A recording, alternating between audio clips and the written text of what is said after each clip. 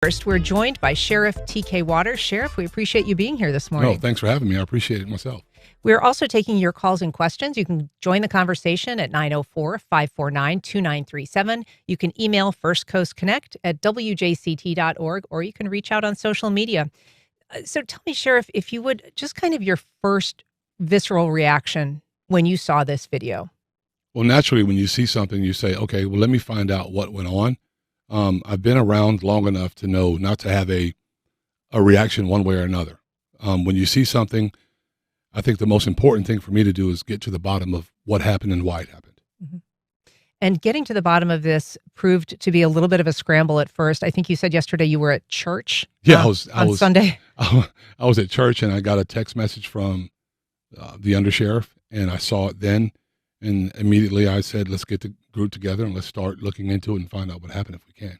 As quickly as possible. Sure. And so one of the questions that a lot of people have been asking, in fact, I got an email this morning before we even went on air from someone saying, why didn't the sheriff begin this investigation back when this happened in February? And you did offer an explanation of that last night, but I think it's worth repeating. Well, you never told us about it. And this is the big thing. When I'm in the barbershop, when I'm talking to people, when we have conversations, please, you have to tell us if something happens that you feel is unfair, whether it's biased or not. Tell us. Let us look into it. Let us start an investigation. It's big for us to have body cams to help us, at least try to decipher what went on during the contact. But we were never given that luxury. But also, and I think it's important to mention that in place, I never wanted to be surprised about something that I see that comes up. So throughout the process, I sat down with our staff and I said, let's put a policy in place to make sure that the first line supervision looks at body cam videos of individuals when a response to resistance report is written. And they did that. There was nothing that you could see on there that rose to the level of a major concern. And because you really can't see the strike inside the window at that point. And I think we covered that yesterday. So that's why it didn't come to our attention any sooner. And then, of course, there was no complaint. I really wish he would have filed one so that we could have looked at it then, because I think it does a disservice to what I believe is the integrity of the agency and how I like to operate openly and honestly as possible when it comes to all this information, what I can give you and what I can't give you. I like to be able to do that as quickly as possible. And unfortunately, this time I couldn't. So I think it would make sense at this point, especially for people who are watching our live stream. I want to take a look at a couple of angles of this incident. The first one being the initial stop by the officer. This is the police body-worn camera version. Is there a reason why you're popping the door open like that? I don't have a window that works. Is there a reason that you're pulling me over? Yeah, absolutely there's a reason why I'm pulling you over. For one thing, inclement weather, you don't have your lights on. Two things, you're not wearing your seatbelt. It's daylight. I don't need the lights. And it's not weather. It's not raining. Oh, this is inclement? It's not raining. Okay, I'm not arguing with you. I'm telling you why I'm pulling you over. Give me your driver's license, registration, proof of insurance. No, call your supervisor. Why? Excuse me? Call your supervisor. Why did you pull me over? 7735, I'm proper driver.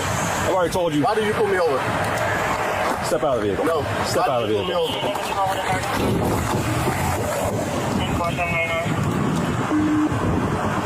Okay, so for folks who are watching or who are not able to watch, that was the police body-worn camera of the initial traffic stop. And it shows William McNeil, who is the driver, basically refusing to comply with an officer's request and pulling his door shut and locking it. So there was a kind of an exchange that went on for some period back and forth. But the next video we're going to watch is of the inside of the vehicle. This was taken by the motorist himself on a dash cam or cell phone camera propped up. And we're going to take a look at what happened when the officer eventually responded and broke the window. When he pulled me over, he walked up, opened my door because my window don't work, right? Okay. And then I said, so what I did wrong? Yeah. He said, well, for one, your headlights are off under this weather. I'm like, okay. There's multiple people headlights off, first of all. And then there's no rain. It doesn't matter. You're still required to have headlights on. Can you pull that law up? Huh? Can you pull that law up? Yeah, when you step out of the car, I will. Can you call your supervisor? Huh? Can you call your supervisor? All right, go for it. vehicle now. Exit the vehicle. Show me your hands. Here.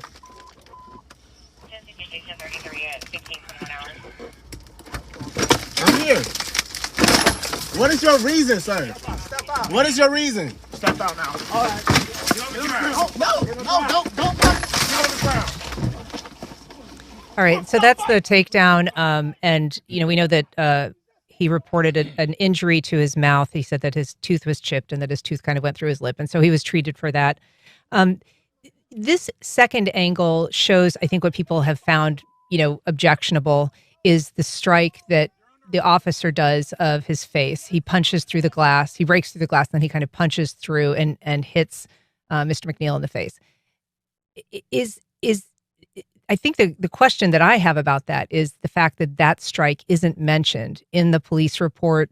It isn't mentioned in the response to resistance report, and it isn't mentioned in any of the supplementals or the supplemental that was released to that report. And so can you explain why that would be, that initial strike would not be reported? So what I'll tell you this, when we talk about this case like yesterday, there's a criminal aspect of the case, and that's where we start. Whether it's an officer-involved shooting, a use of force case, we start at the very top. We look for criminal violations of Florida law. And then we go to the administrative process. So he's going to have to answer those questions through the administrative process, which is difficult for me to talk about because I can't discuss, and I know people get frustrated with me about this, but I can't discuss an administrative investigation because of the rules that are in place in Florida statutes. Officers have a Bill of Rights. Yesterday, for example, to release that body cam, we had to get consent from him to be able to do that because he is the subject of an investigation at that point. So it's difficult to tell you. So those are answers that we're going to be looking for in the administrative process. And you said yesterday the state attorney's office looked at and criminally cleared him of his actions. Yeah, they saw no violations of Florida law. Okay, and so now it's a policy violation. I guess my question to you is let's speak hypothetically. If you strike a suspect or you strike someone in an incident as an officer and you don't put it in a report, is that a violation of policy? Could very well be, yeah. And what would be the penalties for omitting a fact like that? It could range from a written reprimand, maybe a suspension. It just depends. But it's hard for me to say what it is until the investigative process, internal affairs gets finished with their investigation and they come to me with a conclusion. And I have the right to not like their conclusion. I don't have to necessarily accept it. But I think the best way for us to do this is to let the investigative part play out. And listen, I think I've shown many times over, and anyone that's completely honest will see that we don't have a problem arresting a police officer that violates the law. None whatsoever. And in this case, to satisfy some of the masses on social media, the easy thing would have been saying, yeah, we're just going to arrest him. That's not how we operate. I sat down with my team yesterday. I said, we're not here to clear him. We're not here to clear him. We're not here to convict him. We're here to get the facts, run through the facts, let our state attorney and her employees take a look at it and make a determination from that point. Do you believe that the reason that the initial strike that we see on the dash cam video was not in the reports was because it isn't visible on the police body cam version? I don't think so, but I'm not sure. I think we're going to get that answer. In an administrative investigation, an officer cannot lie. So I think that part of that process will come out and we'll find out. All right. We are talking to Sheriff TK Waters about a viral video of an aggressive arrest by JSO officers, and you can join our conversation at 904-549-2937. You can also email firstcoastconnect@wjct.org, or you can reach out on social media. I'm going to take a call from Representative Angie Nixon. Good morning, Representative Nixon. Thanks for joining the program. Hey, Ann. Good morning. Good morning, Sheriff. Good morning. So I wanted to reach out because I sent emails and sent texts requesting a meeting, but this may be the only time that I'm able to talk to you. Wanted to know, are you concerned with the perception that your department your office as well as the state attorney's office is biased, seeing as your wife serves as one of the chief investigators in the state attorney's office. And then I am interested in you letting us know whether or not the officer's body cam footage was turned off during the time of the arrest.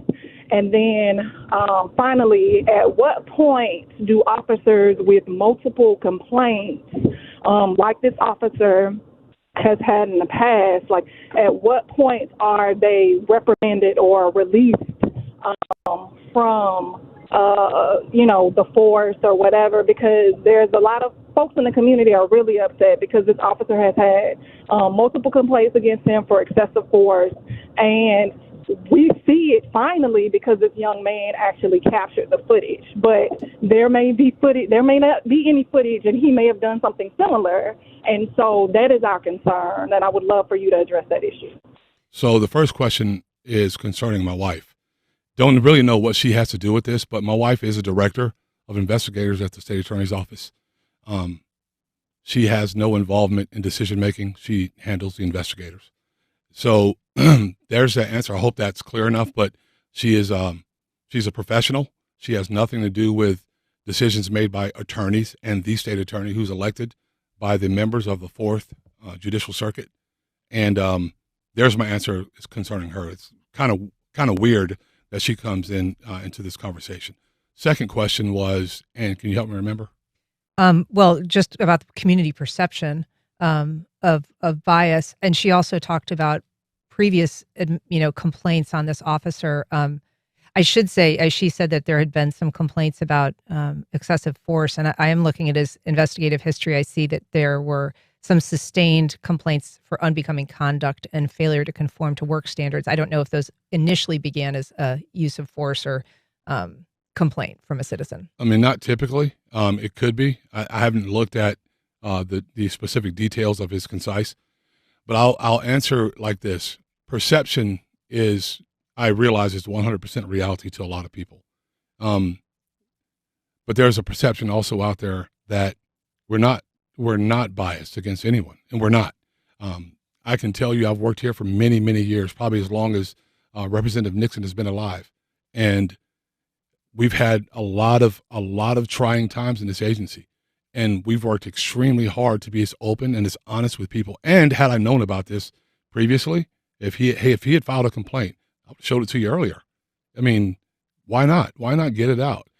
Anyone that is interested in knowing that we are operating and we are making every attempt to operate above board so everyone gets a chance to see would know that that's how I operate. I answer to a higher authority, and it's not just the people of Jacksonville. I believe solely that my responsibility, and I'm allowed to be here and to run this operation the way that it's supposed to be run.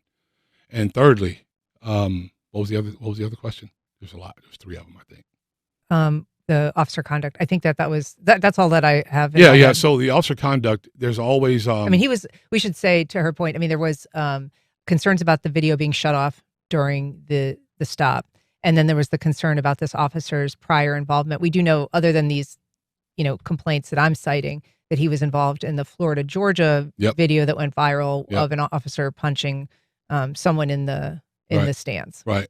The officers, so that Florida, Georgia video, he was there at the one where there was a larger white male that was involved in something, and where we had the officer that got into a fight with him. He was there. He used a taser at that point. Some of the other things, there are things that we have called progressive discipline. And when you work these cases, I know it's what people like to see is no due process for police officers. But when you work these cases, you have to use a progressive discipline standard, and you have to move up from there. And when you get to a certain point, the undersheriff and I make a determination of whether someone should be terminated or not. And then after that termination's put in place, the officer has an option, and their option is a disciplinary hearing board or a civil service board. And that civil service board is made up of civilians, not police. And we have to convince that civil service board that our termination is not manifestly unjust. He has to testify in front of that board. And if they determine that what we've done and why we've terminated the person is not reasonable, they'll say it's manifestly unjust and give that person their job back. I mean, aside from discipline, you also have a policy that allows you to flag officers that maybe have been involved in, something traumatic in their personal lives or something at work that has been a problem. Maybe they've been in a number of incidents that involved violence or force, and you're allowed to maybe reassign them. You're allowed to perhaps encourage them to go to counseling. Do you think that is appropriate at this stage for this officer, given these couple of incidents? Well, it would depend. When you have a long career, sometimes officers find themselves in difficult positions more than other officers will. Example, I've never had to use my firearm in the line of duty. I've had to draw it. I've never had to shoot anyone. I've never shot at anyone. There are some that have because of the situations they find themselves in. Look, policemen don't go out there and put themselves in a position where they have to use force. No one wants to do that. I can tell you from being involved in situations in my career that it's very uncomfortable, and quite frankly, it's scary. When it comes to his situation, we look at it, and that's why I'm building out an officer wellness section so that we can continue to identify policemen that may be having issues, whether they're home issues, whether they're financial issues. They have the ability to go meet with someone confidentially and work on the issues that they're dealing with, because I understand officer wellness is very important, and it's important for not just them, but how they function, how they do their jobs every single day. And I think just to the question, was the body cam shut off by the... At some point it was, but not during the parts that you wanted to see. By the lead officer, the initial officer? No, it was shut off later, but not... They're always shut off once the interaction's over. Sure, but what is she referencing? Which officers? I don't know what she's talking about. Okay. All right. I've heard that on social media, but I personally don't know what we're referencing there. So I'm not quite sure. I know that Eric pulled that out of his hat yesterday during the press conference. But I'm not sure what they're referring to. Let's talk a little bit about that. You got into kind of a little bit of a tense exchange with News4Jax reporter Eric Avenier. Mm-hmm. He brought up the question, he asked you, whether your presentation, whether the Black community would, quote, buy it. And you kind of chastised him and said, let's not bring the Black community into this. I'm a Black man. But, there are obviously a lot of conversations in this country about, Black men, particularly when it comes to pre-contextual or, kind of pretext stops, like you didn't have your headlights on, you didn't have a seatbelt on. There has been observations that this stop happened in what appeared to be clear conditions. It wasn't raining. It wasn't smoky. No, his car was soaking wet. Okay. His car just got done raining. And it doesn't take away from the fact, and this is important, that it's a legal traffic stop.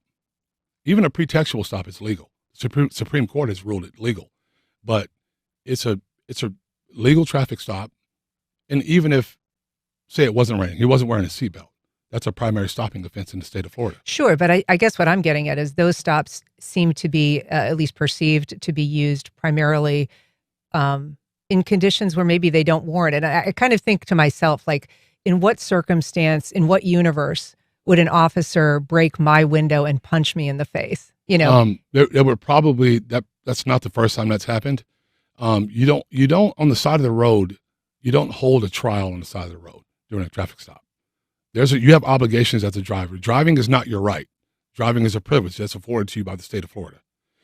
If you get stopped for a lawful reason, you have to comply. Sure. Supreme Court says if they ask you to get out of the car, then get out of the car. But you can understand why people would have that perception, because these pretextual stops have been involved with a lot of incidents where particularly younger Black men have been stopped. No, that's what you've seen.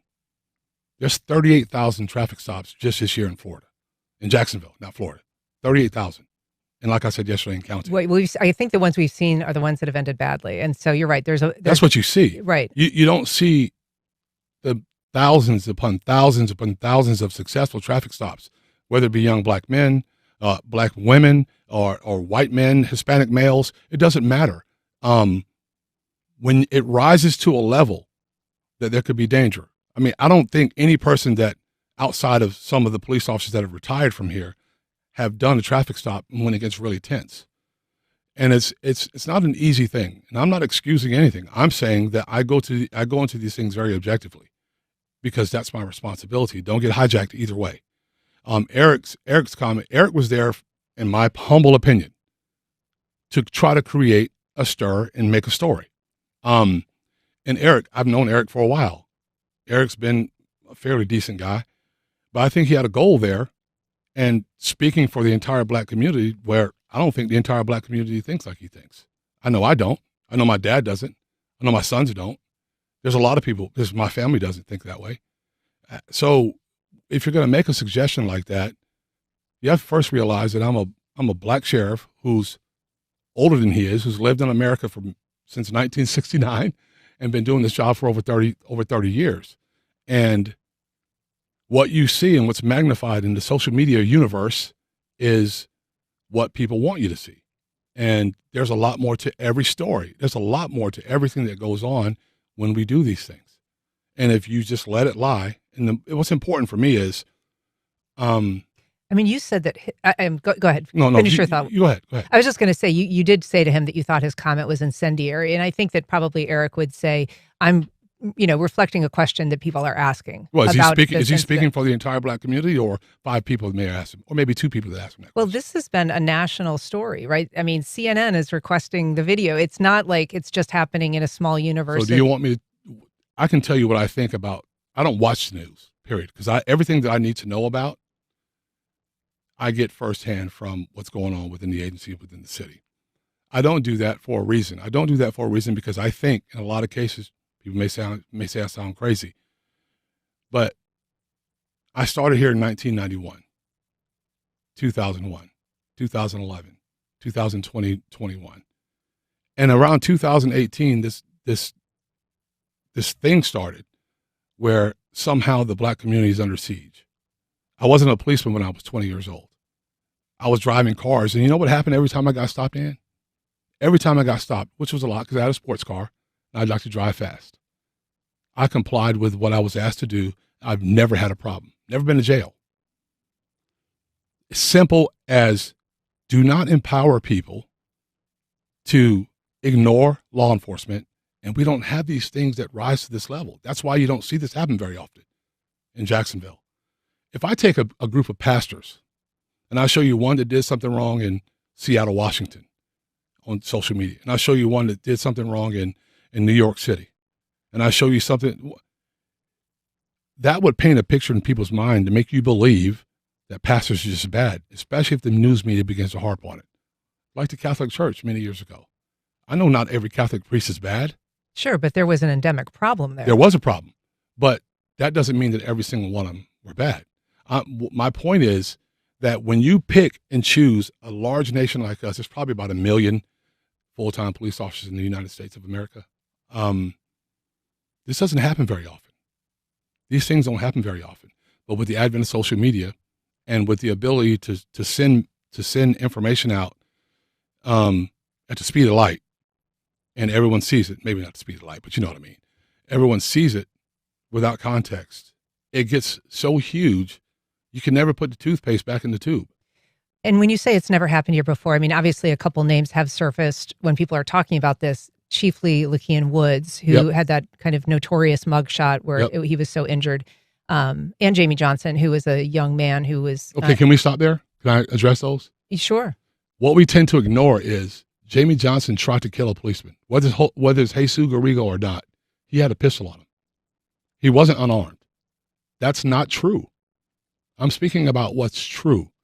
And again, when I tell you this, I don't speak about things that I'm not sure about. When you say it's not true, you mean the narrative that perhaps... Yeah.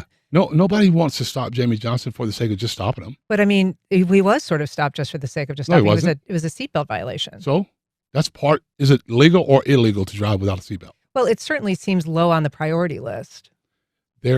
Traffic enforcement is there as part of our responsibility, right?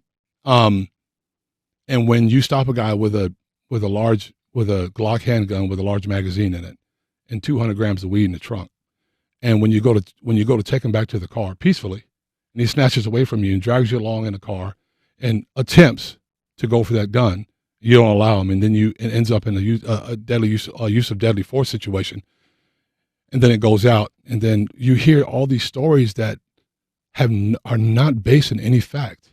Lakean Woods, the reason both of his eyes were swollen, he got tased and fell directly on his face. And I said when I came out and discussed Lakean Woods that Strikes were used. Absolutely they were. But there were two other people in that car. One of them had a gun on him that went home safely, went to jail safely. No issues. A lot of times these situations, they rise to the level where they are because we are responding to the actions of the individuals that are in that position. I do want to take some calls because we've got folks waiting. Mark on the south side, go ahead, please. Hey, good morning. I just want to say I agree wholeheartedly with Sheriff Waters, especially about the comment he made about how he had been pulled over as a younger man and complied with what the officers asked of him.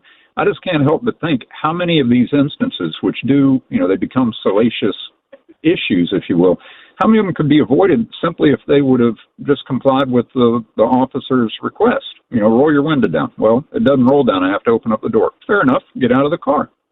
But the guy chose the opposite, answer, and the officer has no idea what the guy has inside the car. And I hate seeing the video that the guy put out there. That does make it look bad. But then once I watched the sheriff's video, I could put it all into different context. And had the guy just complied, worst thing that would have happened, he probably would have gotten a ticket for a suspended license. Thanks, Mark. Appreciate your thoughts. And I think you did present that because it offered, context. We hadn't seen the full context, and I know that you think that that's an important element to, kind of explaining what happened here. And don't you think context is important? Absolutely, yeah, absolutely. I mean, I think it helps explain more fully, what happened in the incident and why. I do have another question though, and my colleague Jake Stofan got at this a little bit yesterday from Action News, asked a question because we talked about, the fact that the reports didn't mention the initial strike through the window that the officer made on Mr. McNeil's face. But the reports all do say that he was that the motorist was reaching for this knife. And we can show a picture of the knife. It is a pretty large knife, and it was on the driver's side floorboard. It is not anything to sneeze at. It's a serrated blade, and it looks a little intimidating. But it doesn't appear from any viewing that I've seen that this gentleman was doing anything, but just sort of sitting in his seat. He showed his hands when he was asked to show his hands. Then he kind of folded his hands under his armpits and sat back right before the window was broken and the face strike. And so when the reports say that he reached for the knife, that seems to be at best an exaggeration, if not sort of just a fiction. Or maybe you just couldn't see it. I couldn't see it either. He showed his hands after the initial strike. That's when his hands came up. Okay. I'll give you that 100%. And I asked Jake there, I said, Jake, did anyone see his hands before the strike? Did anyone see what happened when he was trying to roll outside the vehicle? Did anyone see any of that? And we didn't see that. That's why there's an investigative process that takes place. That's why there's an administrative investigation process that takes place. I don't have the luxury to assume anything. And I don't think anyone, whether it be you or Angie Nixon, I don't think anyone wants an assumption made about what they've done, whether it's criminal or not. I think it's important for us to not assume, not get overly emotionally hijacked, but allow the facts to speak for themselves. And I told Jake, I didn't see that either, but I didn't see what they saw because I wasn't there. And sometimes the body cams where they sit, which is the best place, we've tried a bunch of different places, but sometimes it doesn't capture everything. And the fact is, there's a large knife. It looks like a Rambo knife that's down right at his feet. I don't know that he reached for it. I couldn't see that. I'm not saying that he did. I'm not saying that he didn't. That's what the officers are reporting. That's why there's an administrative process. Got a call from Ethan in Orange Park. Good morning, Ethan. Go ahead. Hey, good morning. Yeah, I mean, you said something that was really troubling to me, which was you don't watch the news. And I think a large part of this is there's so much, it's so popular and there's so much skepticism about it because it's not an isolated event. You look around and there's, not just black men or women, but just people that are being abused by police officers that they may or may not be doing the right thing. In certain cases, they're certainly not. And then there's an administrative process and nothing happens. Absolutely nothing happens. And it's happened time and time again where people have died. People have died just because police officers go on this power trip and there's nothing holding them accountable. Ethan, thanks for your comments. Well, Ethan, thanks for the question or the comment. No, it's really counterproductive to listen to, especially the way things have gone these days. And it is. And I talk to people quite often. They tell me what the news says.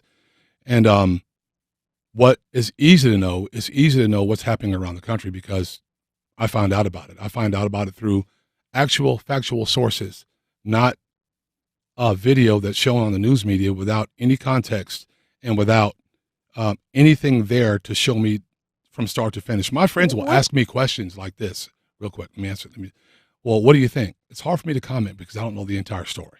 What are your sources? And are you concerned at all that perhaps your universe of sources is limited in terms of the perspective that you get, or whether, I mean, you're the sheriff, you might be having, there could be some yes men, or, who knows, right? Are you getting the full story? I can tell you this for sure. I don't have yes men. I have a bunch of professionals that are willing to say, Sheriff, I don't think that's right. Sheriff, I think we should go in this direction. And I listen. I don't make decisions in a vacuum. But my sources, stuff pops up on Instagram, stuff pops up. That's where I saw this. So then you get it and you look at it. But I get my information when it comes to Jacksonville and the agency from the people that I work with. I know about officer-involved shootings because it comes through our dispatch. So I get the information that I need. But I mean, if you're getting all of your information from law enforcement, that's just one side, right? When we're talking about... Well, I'm not looking for sides. I'm looking for accuracy. Well, we're talking about perspective, right? And your ability to kind of, adjudicate whether the information that's coming in is accurate or whether the way things are perceived by the public are legitimate or not. And if all of your sources are kind of confined to that one universe, you might not have that broader perspective. I have a very good perspective. I read books. I read articles at times. But I don't pollute my mind with a bunch of things that want me to think a certain way. It's a fact. And anyone that is honest with themselves, they know which way the news has gone. It's gone in a way different direction. But I do get the information. I get good information. I read articles. I read from like Roland Martin, for example. I read his report. I read these things, but when it comes to sensationalization of what we do and the narratives that are out there, I reject them because they're not true. If we were doing a job solely to hurt people that of a community of a member that I'm a member of, I'm a member of that community. If it's a fact and if it's right, why have I not suffered the consequences of some of the things that we've seen across the country? Well, perhaps they're not happening to every single person. Well, perhaps they're not happening as much as people say they are. But I mean, that doesn't necessarily mean that there aren't systemic issues, right? Just because they don't happen to everybody. That doesn't mean there's a systemic issue. That means there's issues out there. Example, why did this young man wait until July 20th or 19th to show this incident when he could have done that in March. He could have done that when he was done. Because this is just an opinion, right? This is just an opinion. I think he wants to inflame the public. And I don't want to be a part of the inflammation. I want to be a part of getting the information, looking at it objectively. And I think people would appreciate that. And looking at it objectively and answer the questions that need to be answered, show the public what they need to see, not come to a conclusion administratively about what's right and what's not right. Just show the public the information. Not afraid to stand up and talk about it. But I'm not going to run with the systemic thing because I started here in 1991. And just suddenly things are systemically bad. I've been here too long. No one comes to this job. No one comes to work saying, I'm going to stop me a black man and get into a fight with him and throw him in jail. It's unreasonable. And then the numbers of black males that we run across that have this happen is not as many as people say there are. We do it to white males, white females, white Hispanic males. A lot of it depends upon where they take us and how this happens throughout the process. And if you look at that video, for example, they weren't rude to him when they stopped him. Very matter of fact, very honest when it came up. And the body camera didn't stop until after the arrest was effected. But just to, when I sit down and I listen to that, having the experience that I have in this job, this is not an easy job because everyone thinks they know how to do it and they've never done it a day in their life. And I don't mean to sound arrogant. It's not what I'm doing, but everyone thinks they know how to do it. But not everybody's pulled over a car in the middle of the daytime when they're in a situation like that. No one's pulled over a car in the middle of the night where somebody maybe draws a gun on you, pulls a knife on you.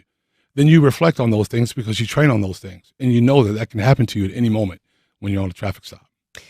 Just before we wrap up, what is your expectation of how long this administrative review will take and before we have some of those answers? I don't want to rush them, but I do want them to get it done. And we talked about it yesterday with the Director of Professional Standards. Let's get it done as quickly as possible, but make sure it's thorough. So hopefully very soon. All right. Well, Sheriff TK Waters, thanks so much for being here this morning. We really appreciate it. Thanks for having me. I appreciate it.